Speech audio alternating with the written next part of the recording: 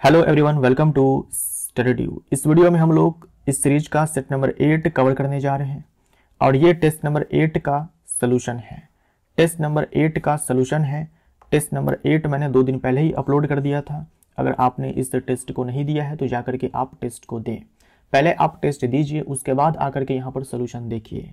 Otherwise आपको लगेगा, जब आप वीडियो को देखेंगे सवाल आपके सामने आएगा तो लगेगा आपको पहले से पता है, इस सवाल का आंसर पहले से आपको आ रहा था। लेकिन जब आप जाकर के टेस्ट देंगे वहाँ पर एक्चुअल में पता चलेगा आपको कि हाँ, आपकी तैयारी कैसी है, कितनी है। तो पहले आप जाकर के इस टेस्ट को दीजिए, उसके बाद आकर के आप वीडियो को देखिए, इसमें आकर के सलूशन को देखिए। ठीक है, तो जो भी इस सीरीज के अंदर सेट्स हुए हैं उन सारे का टेस्ट जो है अवेलेबल है ऐप पर, और उन सारे का सलूशन जो है इसी सीरीज के अंदर आपको मिल जाएगा। टेस्ट को देने के लिए सबसे पहले आपको ऐप को डाउनलोड करना पड़ेगा। ऐप का लिंक मिलेगा वीडियो के डिस्क्रिप्शन बॉक्स में। उसके बाद ये जो 3 लाइन्स आपको दिख रही है इस पर आप क्लिक करना। इस पर क्लिक करने के बाद आपको ये फ्री मटेरियल वाला सेक्शन मिलेगा, उस पर क्लिक करना। इस पर क्लिक करने के बाद आपको यहाँ पर देखो टेस्ट मिलेगा। इस टेस्ट में जाएंगे तो रेलवे एग्जाम्स 2024 मिलेगा, इस पर क्लिक करना तो साइंस वाला एक फोल्डर मिलेगा और उसके अंदर सारे के सारे टेस्ट आपको मिल जाएंगे। इस वीडियो का PDF आपको मिलेगा इस वाले सेक्शन में, इस डॉक्यूमेंट में। टेस्ट को सबमिट करने के बाद जब आप टेस्ट देंगे, सबमिट करेंगे तो सारे रिजल्ट्स आपके सामने होंगे, कौन कौन से पोजीशन पर है। ठीक है, और वहाँ पर आप ये भी देख पाएंगे कि कौन से प्रश्न आपके सही हुए, कौन से प्रश्न आपके गलत हुए हैं। तो पहले जाकर के आप टेस्ट दें, उसके बाद वीडियो आकर के देखें, तभी आपको ज़्यादा मजा आएगा। अब चलिए हम लोग प्रश्नों को करना शुरू करते हैं। इनमें से कौन सा विषाणु जनित रोग है, कौन सा वायरल डिजीज है। सूखा रोग यानी कि रिकेट्स। रिकेट्स जो है बच्चों में होता है विटामिन डी की कमी से, है ना, विटामिन डी की कमी से। यहाँ मैंने नीचे तीर मार दिया, यानी कि विटामिन डी की कमी से। सिफिलिस। सिफिलिस जो है एक यौन संचारित बीमारी है और ये बैक्टीरियल डिजीज है। ठीक, ये बैक्टीरियल डिजीज है। अगर हम खसरा की बात करें तो खसरा ये वायरल डिजीज है, ये वायरल डिजीज है। और एक टीका है जिसका नाम है मिजल मम्स रूबेला, शॉर्ट में MMR वैक्सीन बोलते हैं, MMR vaccine, measles mumps rubella. देखो मिजल मम्स रूबेला ये तीनों ही वायरल डिजीज है, तीनों ही विषाणु जनित बीमारियां हैं और इन तीनों के लिए एक कॉमन वैक्सीन है, ये MMR vaccine, measles mumps rubella vaccine. Beriberi ये विटामिन B1 की कमी से होता है, विटामिन B1 की कमी से बेरी बेरी रोग जो है होता है। हमसे वायरल डिजीज के बारे में पूछा गया था तो खसरा हमारा राइट आंसर हो जाएगा। खसरा को इंग्लिश में मीजल्स बोलते हैं। 20 ओम के 2 प्रतिरोधों को समानांतर रूप से एक दूसरे के साथ जोड़ा जाता है, फिर इस समायोजन को 10 ओम प्रतिरोध के साथ श्रेणी में जोड़ा जाता है। उनका समतुल्य प्रतिरोध कितना होगा। कहा आपसे ये गया है 20 ओम के 2 रेजिस्टर्स हैं, प्रतिरोधक हैं, जो एक दूसरे के साथ समानांतर क्रम में लगे हुए हैं और इन दोनों के साथ एक 10 ओम का प्रतिरोधक है जो श्रेणी क्रम में लगा हुआ है। ये पूरा ऐसा एक सर्किट आपको दिया गया है। समतुल्य प्रतिरोध बताइए। देखो 20-20 का समतुल्य जो है, 20-20 का समतुल्य जो है 10 हो जाएगा, 20-20 का समतुल्य 10 हो जाएगा। मान लीजिए कि संख्या में n प्रतिरोधक हैं, n रजिस्टर्स हैं, संख्या में n रजिस्टर्स हैं और सारे का जो प्रतिरोध है वो एक समान ही है, सारे का प्रतिरोध एक समान ही है। तो उसका जो समतुल्य प्रतिरोध निकल करके आएगा, अगर हम समानांतर क्रम में लगाते हैं तो R बटे में N आएगा, R बटे में N आएगा। यहां पर देखो तो संख्या में तो 2 ही प्रतिरोधक हैं, इसकी बात कर रहा हूं मैं, और सारे का प्रतिरोध जो है 20 ओम है, तो यहां से समतुल्य कितना आ जाएगा, 20 बटे में 2 आ जाएगा, 10 आ जाएगा। ठीक, तो 20-20 का समतुल्य जो है 10 हो जाएगा। ठीक, तो इन दोनों के बदला हम ये लिख सकते हैं, इन दोनों का समतुल्य 10 आएगा और ये 10 हमारे पास पहले से था। अब कुछ ये सिचुएशन बना है, अब ये दोनों जो है श्रेणी क्रम में लगे हुए हैं, तो श्रेणी क्रम में लगा होता है तो बहुत ही आसान है, सिंपली जोड़ दो। ठीक, तो 10 + 10 जो है 20 ओम हो जाएगा। सी हमारा राइट आंसर। अमोनिया में नाइट्रोजन और हाइड्रोजन के द्रव्यमान हमेशा डैश अनुपात में होते हैं। चाहे अमोनिया को आप कहीं से भी प्राप्त कर लो, अमोनिया में नाइट्रोजन और हाइड्रोजन के बीच यानी कि उसके द्रव्यमान के बीच जो रेशियो होगा वो 14:3 का होगा। देखो नाइट्रोजन का जो एटॉमिक मास होता है वो 14 होता है और हाइड्रोजन का एटॉमिक मास जो है 1 होता है। यहाँ पर 3 हाइड्रोजन के एटम्स है तो 3 हो जाएगा 14:3। तो जब हम एक यौगिक की बात करते हैं, कंपाउंड की बात करते हैं, तो उनमें जो आपके तत्व उपस्थित होते हैं वो द्रव्यमान के एक निश्चित अनुपात में होते हैं। चाहे आप किसी भी स्रोत से उस यौगिक को प्राप्त कर लो, चाहे किसी ने भी बनाया हो। अमोनिया जब भी आपको दिखेगा तो उसमें नाइट्रोजन और हाइड्रोजन का रेशियो आपको यही मिलेगा। ये यौगिक की खासियत है। निम्नलिखित में से कौन सा जानवरों में पाया जाने वाला हार्मोन नहीं है? देखो इंसुलिन के बारे में हम लोग ऑलरेडी कई बार बात कर चुके हैं कि जो पैनक्रियाज है, जो अग्नाशय है, अग्नाशय में जो बीटा सेल है, जो बीटा सेल्स होती है वो इंसुलिन जो है सिक्रीट करती है, वो इंसुलिन सिक्रीट करती है। और ये इंसुलिन का काम जो है बहुत ही ज़्यादा इंपॉर्टेंट है। हमारे ब्लड में जो शुगर होता है ग्लूकोज, इसको ग्लाइकोजन में कन्वर्ट करता है। इससे जो हमारा ब्लड शुगर है वो कंट्रोल में रहता है। अच्छा, वापस से ग्लाइकोजन को जो है ग्लूकोज में कन्वर्ट करने का काम जो है ग्लूकागन करता है, ग्लूकागन करता है। ये भी अग्नाशय का ही हार्मोन है और ये हार्मोन जो है अल्फा सेल के द्वारा सिक्रीट किया जाता है। अल्फा सेल, अग्नाशय के जो अल्फा सेल्स हैं वो ग्लूकागन को सिक्रीट करती है। ठीक। थायरोक्सिन की बात करें तो हमारे गले में जो थायराइड ग्लैंड है, हमारे गले में जो थायराइड ग्लैंड है इसके द्वारा सिक्रीट किया जाता है। थायरोक्सिन को ना T4 हार्मोन भी कहा जाता है, T4 हार्मोन भी कहा जाता है। और थायरोक्सिन जो है ये जो कार्बोहाइड्रेट्स होते हैं, प्रोटीन होते हैं, फैट्स होते हैं, इनका मेटाबॉलिज्म में इनका रोल होता है। थायरोक्सिन का रोल जो है कार्बोहाइड्रेट, फैट, प्रोटीन के मेटाबॉलिज्म में, उपापचय में रोल होता है। यानी कार्बोहाइड्रेट, प्रोटीन, फैट के बनने टूटने में इनका रोल होता है। किसका? थायरोक्सिन का। और थायराइड ग्लैंड को अच्छे से काम करने के लिए आयोडीन चाहिए होता है। अगर आयोडीन की कमी हो जाती है तो घेंगा नामक रोग हो जाता है। एड्रीनालिन, यहाँ एड्रीनालाइन लिखा हुआ है लेकिन एड्रीनालिन होता है। ठीक है। जो किडनी के ऊपर एड्रीनल ग्लैंड है, एड्रीनल ग्लैंड है, इसके द्वारा सिक्रीट किया जाता है एड्रीनालिन हार्मोन, एड्रीनालिन हार्मोन। अच्छा, ये जो एड्रीनालिन हार्मोन है इसे इमरजेंसी हार्मोन भी कहा जाता है। जब आप इमरजेंसी के सिचुएशन में होते हैं, स्ट्रेस के सिचुएशन में होते हैं, तब ये हार्मोन आपके बॉडी में सिक्रीट होता है ताकि आप उस सिचुएशन से फाइट कर सकें। जैसे आप घर में बैठे हैं और भूकंप आ जाए तो आप एक स्ट्रेस के कंडीशन में चले जाएंगे। उस समय उस सिचुएशन से फाइट करने के लिए जो है ये हार्मोन आपके बॉडी में रिलीज होता है। इसीलिए इसे फाइट एंड फ्लाइट हार्मोन भी कहा जाता है। फाइट एंड फ्लाइट हार्मोन भी कहा जाता है।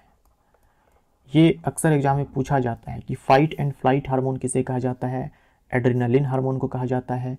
इमरजेंसी हार्मोन किसे कहा जाता है? एड्रेनालिन हार्मोन को कहा जाता है। किससे सिक्रीट होता है? कौन सिक्रीट करती है? तो एड्रिनल ग्लैंड सिक्रीट करती है। संख्या में 2 होती है, दोनों किडनी के ऊपर एक एक। अगर हम ऑक्सिन की बात करते हैं तो ये प्लांट हार्मोन है। ये प्लांट हार्मोन है और इसका काम होता है कोशिका को एलोंगेट करवाना, कोशिका की लंबाई में वृद्धि करवाना।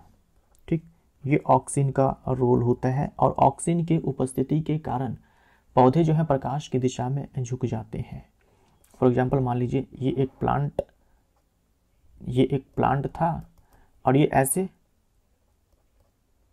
प्रकाश की दिशा में, मान लीजिए कि यहाँ पर सन है, प्रकाश की दिशा में जो है प्लांट झुक जाता है। ऐसा होता है ऑक्सिन के कारण। ऑक्सिन एक प्लांट हार्मोन है। तो डी हमारा यहाँ पर राइट आंसर हो जाएगा। बर्फ का गलनांक बिंदु है आइस का मेल्टिंग पॉइंट।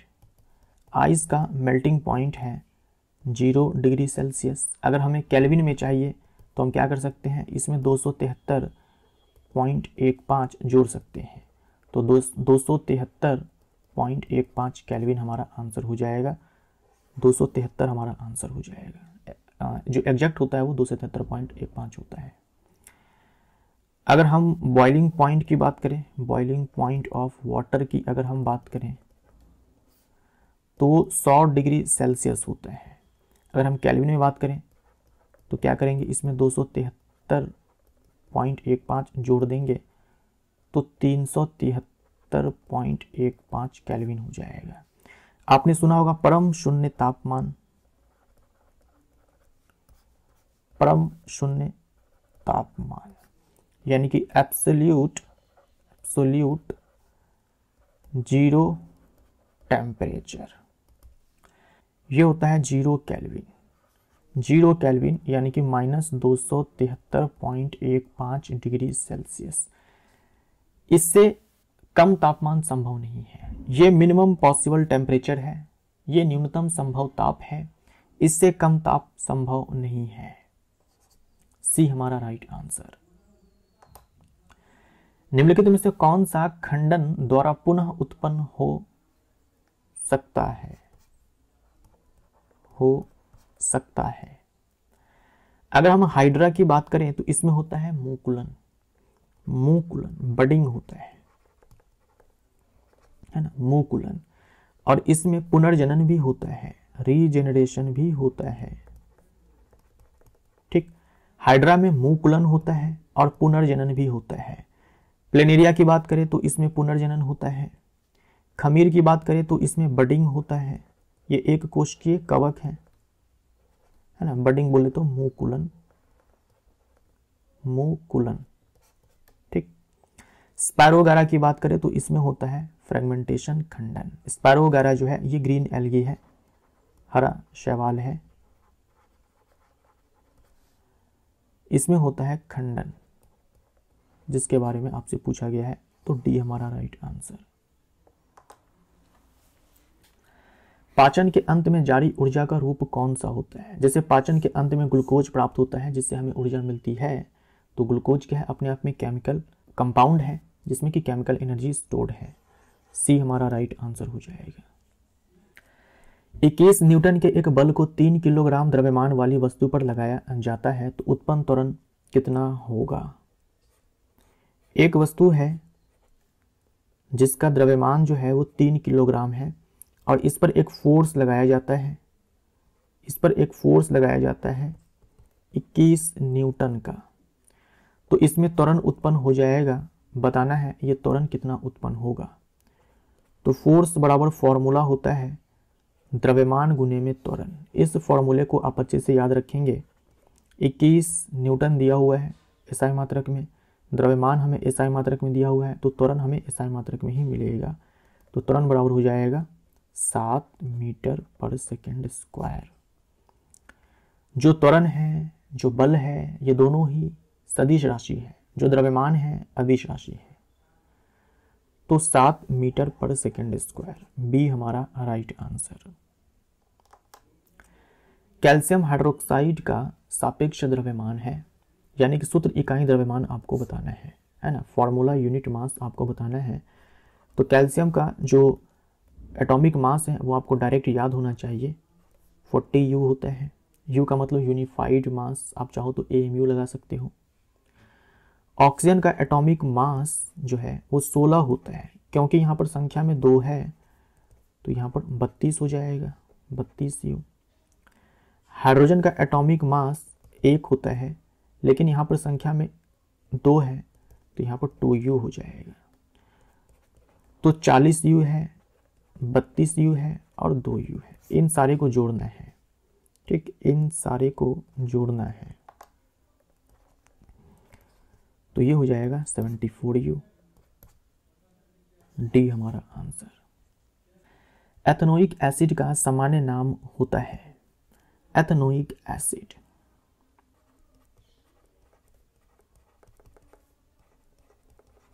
एथेनोइक एसिड हम लोग बोलते हैं CH3COH को।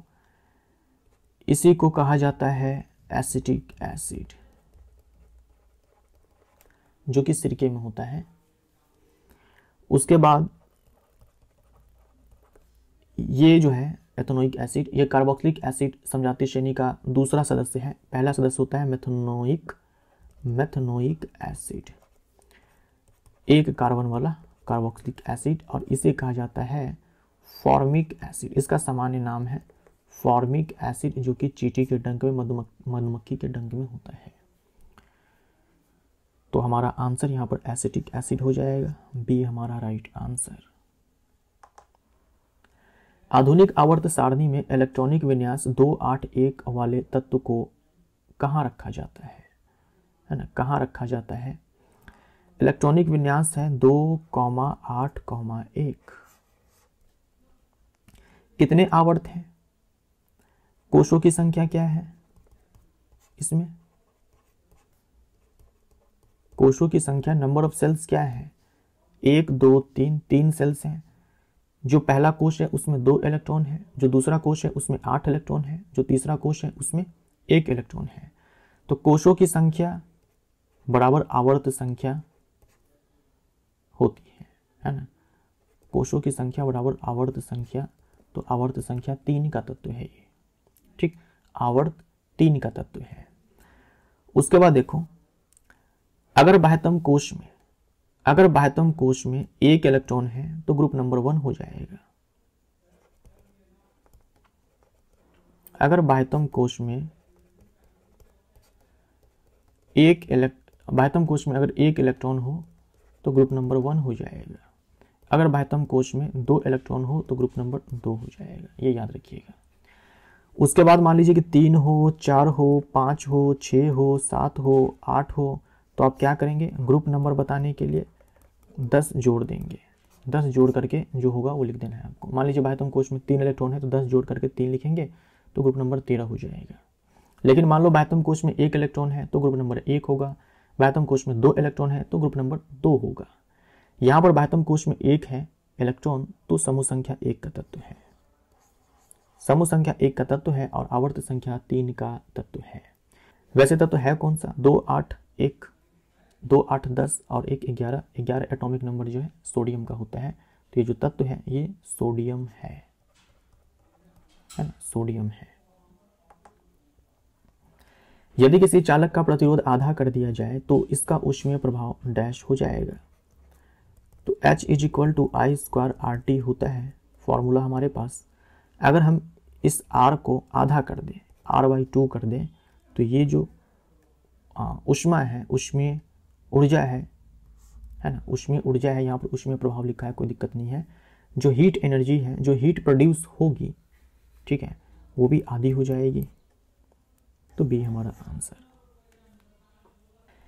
यदि किसी लवण का पीएच मान 0 है, पीएच मान 0 है, 0 है, इसका मतलब क्या हुआ? जो सॉल्ट है वो हाईली एसिडिक सॉल्ट है, एसिडिक सॉल्ट है ना। तो एसिडिक सॉल्ट है तो सीधी सी बात है भाई, स्ट्रॉन्ग एसिड होगा और वीक बेस होगा, मजबूत अम्ल होगा और कमजोर क्षार होगा। सशक्त एसिड और कमजोर बेस, ये हमारा आंसर। मानव शरीर में मौजूद सबसे कठोर पदार्थ कौन सा है? सबसे कठोर पदार्थ कौन सा है? यह है दांत की परत। दांत की परत जिसे कहा जाता है एनामिल। एनामिल जो है हमारे बॉडी के अंदर सबसे कठोर पार्ट है ना, सबसे कठोर पार्ट है, स्ट्रॉन्गेस्ट पार्ट। स्ट्रॉन्गेस्ट पार्ट अगर आपसे पूछा जाता है तो आपका आंसर होगा एनामिल। अगर मान लीजिए स्ट्रॉन्गेस्ट टिश्यू आपसे पूछा जाता है, यानी कि ऊतक आपसे पूछा जाता है, तो आपका आंसर हो जाएगा हड्डी, ठीक, हड्डी। अच्छा, हमारे बाल में, हमारे त्वचा में और हमारे नाखून में, नेल में एक प्रोटीन पाया जाता है जो काफ़ी हार्ड प्रोटीन होता है। उसका नाम क्या होता है? केराटिन प्रोटीन होता है, केराटिन प्रोटीन।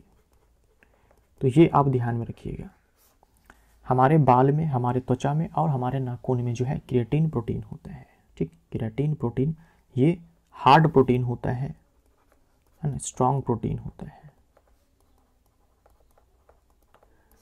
जो मजबूती देता है। डी हमारा आंसर हो जाएगा यहाँ पर। नी कैप को हम लोग पटेला भी बोलते हैं, यानी घुटने की हड्डी है। ये 2 घुटने हैं, दोनों घुटने के ऊपर जो है एक एक नी कैप है। निम्नलिखित में से कौन सा समीकरण स्थिति वेग के संबंध को दर्शाता है?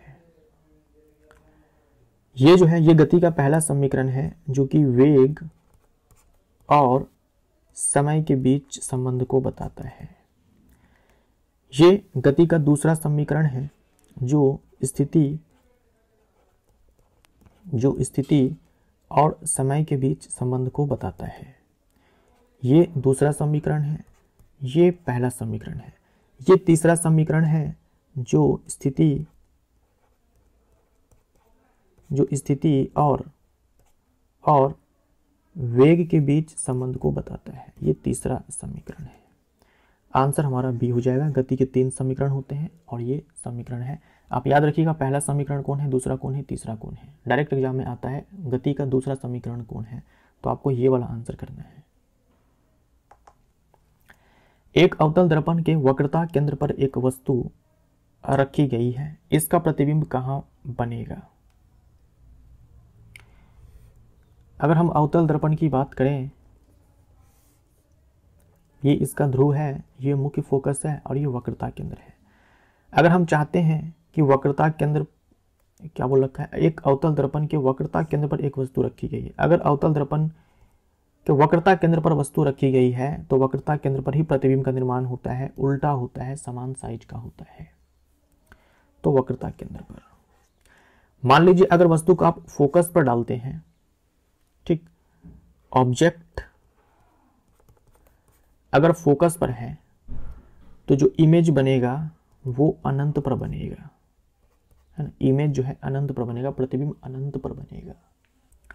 मान लीजिए वक्रता केंद्र से परे है, ये वक्रता केंद्र है ना, इससे इधर अगर आप ऑब्जेक्ट को डालते हो, अगर आप ऑब्जेक्ट को इधर डालते हो तो प्रतिबिंब जो है यहां पर बनेगा, ठीक।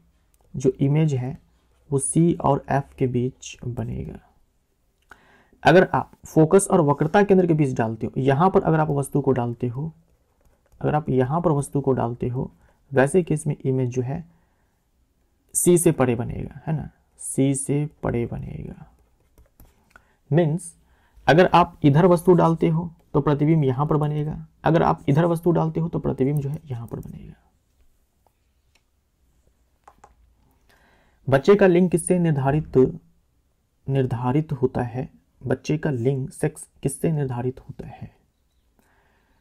तो जो फादर होता है, फादर के साइड से जो स्पर्म आता है वो 2 तरह के होते हैं।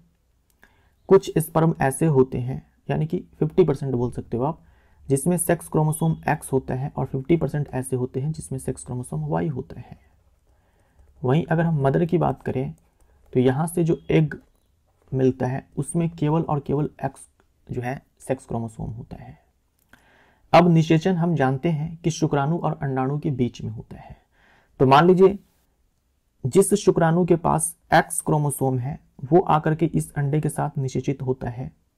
जिस शुक्राणु के पास X क्रोमोसोम है वो अगर निषेचन करता है इस एग के साथ, तो बच्चे में जो सेक्स क्रोमोसोम जाएगा वो XX होगा और ऐसे में जो बच्चा जो पैदा होगा वो अपने आप में एक फीमेल होगी, है ना, शी होगी। अगर मान लीजिए Y सेक्स क्रोमोसोम वाला शुक्राणु आकर के निषेचन करता है इस एग से, तो जो बच्चे में सेक्स क्रोमोसोम जाएगा वो XY जाएगा और XY जाएगा मतलब वो पुरुष बच्चा होगा। तो गुणसूत्र से डिसाइड होता है, और गुणसूत्र में भी किसके गुणसूत्र से? तो पिता के गुणसूत्र से, क्योंकि पिता के पास जो है दोनों टाइप के सेक्स क्रोमोसोम है, माता के पास तो केवल X सेक्स क्रोमोसोम है। इनमें से कौन सा उभयलिंगी फूल है? तो खीरा जो है यूनिसेक्सुअल है। खीरा के अंदर जो फूल होता है, खीरा के अंदर जो फूल होता है वो यूनिसेक्सुअल होता है, यानी कि एक लिंगी होता है। तरबूज के अंदर भी यूनिसेक्सुअल, पपीता के अंदर भी यूनिसेक्सुअल, सरसों बाइसेक्सुअल, और बाइसेक्सुअल के अंदर आप एक और याद रखना, हिबिस्कस। ये एनसीईआरटी क्लास 10th में दिया हुआ है हिबिस्कस, तो ये आपके एग्जाम में आ सकता है। जो सरसों है, सरसों का जो फूल होता है, हिबिस्कस का जो फूल होता है वो उभयलिंगी होता है। उभयलिंगी का मतलब क्या हुआ कि एक ही फूल के अंदर जो है, एक ही फूल के अंदर जो है मेल सेक्स ऑर्गन भी होगा, नर जनन अंग भी होगा और फीमेल सेक्स ऑर्गन भी होगा। यूनिसेक्सुअल वाले में क्या होगा, इधर मेल सेक्स ऑर्गन और फीमेल सेक्स ऑर्गन, या तो नर जनन अंग होगा या मादा जनन अंग होगा, दोनों नहीं होगा। यहां एक साथ दोनों उपस्थित होते हैं, तो आंसर हमारा यहां पर बी हो जाएगा। निम्नलिखित में से कौन सा एक कीटनाशक है, कीटनाशक के रूप में खेतों में इस्तेमाल किया जाता है, ये कौन है? ये है DDT। DDT dichloro diphenyl trichloro ethane, ये DDT का फुल फॉर्म होता है, dichloro diphenyl trichloro ethane. DDT ये एक इंसेक्टिसाइड है, ये संश्लेषित रासायनिक यौगिक है ना, संश्लेषित है, सिंथेटिक है ये, ठीक। और ये इंसेक्टिसाइड है, खेतों में इसका इस्तेमाल जो है कीटों को मारने के लिए किया जाता है, फसलों को बचाने के लिए। उसके बाद मस्क्यूटो कंट्रोल, मस्क्यूटो यानी मच्छरों के जनसंख्या को नियंत्रित करने के लिए किया जाता है। भाई मलेरिया से बचना है, DDT का छिड़काव कर दो, मच्छर के लार्वे जो है वो मर जाएंगे, ठीक। तो लिख सकते हो यहाँ पर जो मस्क्यूटोज होते हैं, मस्क्यूटो के जनसंख्या को कंट्रोल करने के लिए जो है DDT का छिड़काव किया जाता है। लेकिन देखो DDT जो है ना, ये नॉन बायोडिग्रेडेबल है, ये इसका जो है डिसएडवांटेज है इसके यूज का। बायोडिग्रेडेबल, नॉन बायोडिग्रेडेबल है ये,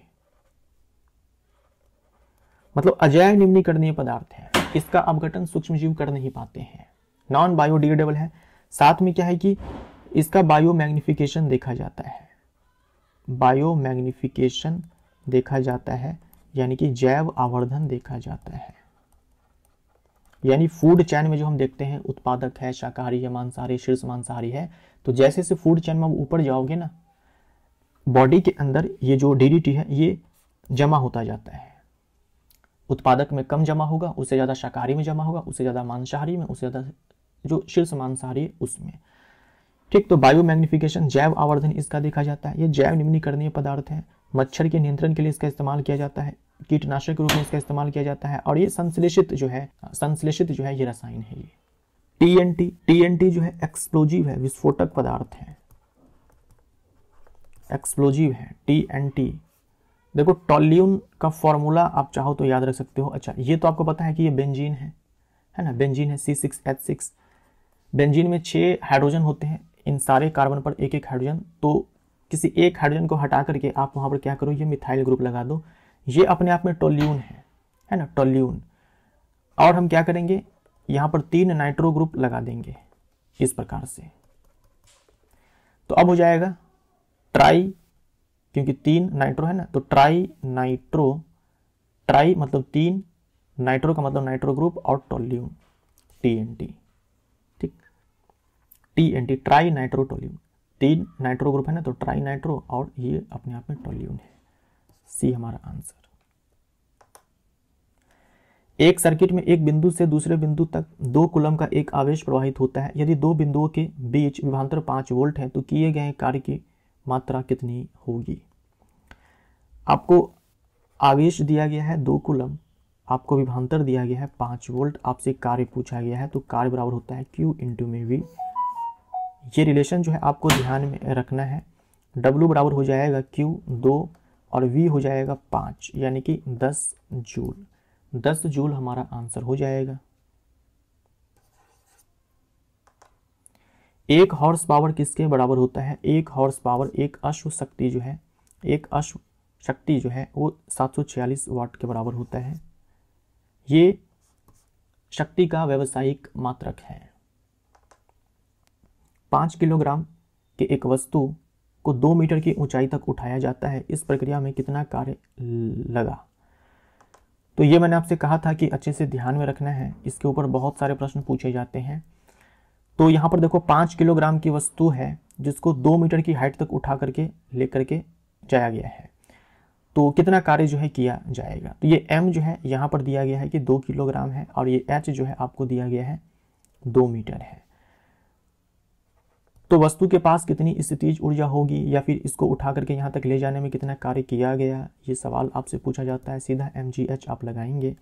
m का मान जो है 2 है, g का मान बोल रखा है 9.8 लेना है और h जो है यहाँ पर 2 है। ठीक, m का मान 2 नहीं है, m का मान तो 5 है, तो 5 दूनी में 10 हो जाएगा 98 जूल। 98 जूल। यदि 5 सेकंड में किसी वस्तु का वेग 5 मीटर पर सेकंड से बढ़कर 10 मीटर पर सेकंड हो जाए तो त्वरण कितना है? त्वरण बराबर होता है वेग में परिवर्तन की दर। ये फॉर्मूला आपको याद रखना है। जो अंतिम वेग है देखो वो 10 है, 10 मीटर पर सेकंड। प्रारंभिक वेग 5 है और समय जो है 5 है, तो ये 1 मीटर पर सेकंड स्क्वायर हो जाएगा। डी हमारा आंसर। इस फॉर्मूले पर भी बहुत सवाल पूछा जाता है। सोडियम हाइड्रोजन कार्बोनेट के गर्म होने पर निम्न में से कौन सी गैस निकलती है? सोडियम हाइड्रोजन कार्बोनेट बोले तो सोडियम बाइकार्बोनेट बोले तो बेकिंग सोडा। बेकिंग सोडा को गर्म करने से कार्बन डाइऑक्साइड गैस रिलीज होती है। डी हमारा आंसर हो जाएगा। पानी का अपेक्षित आणविक द्रव्यमान डैश है। मॉलिक्यूलर मास आपको बताना है वाटर का, तो इसमें देख लो हाइड्रोजन है और इसमें ऑक्सीजन है। हाइड्रोजन का एटॉमिक मास 1 होता है, संख्या में 2 है, तो 2 U इसका मास हो जाएगा टोटल। ऑक्सीजन का एटॉमिक मास 16 होता है, संख्या में 1 है, तो 16 U, तो 18 U आंसर हो जाएगा। आप D2O का भी याद रखें, इसे हम लोग भारी जल बोलते हैं, है ना, भारी जल है ये ड्यूटेरियम है। इसका द्रव्यमान जो है 2 होता है। देखो संख्या में 2 है और इसका द्रव्यमान 2 होता है, तो 4 U हो जाएगा। और ऑक्सीजन का संख्या में तो 1 है और 1 का एटॉमिक मास जो है मीन्स एटॉमिक मास जो है 16 होता है, तो 16 U हो जाएगा, तो ये 20 U हो जाएगा। तो भारी जल का जो द्रव्यमान है वो 20 होता है और ये जो सामान्य जल होता है, नॉर्मल वाटर जो होता है, उसका 18 U होता है। तो इसी के साथ ये सेट नंबर 8 समाप्त होता है। इसी के साथ टेस्ट नंबर 8 का सॉल्यूशन जो है समाप्त होता है। मिलते हैं अगले वीडियो में। Thank you so much. Video अच्छा लगा हो तो वीडियो को लाइक जरूर करना।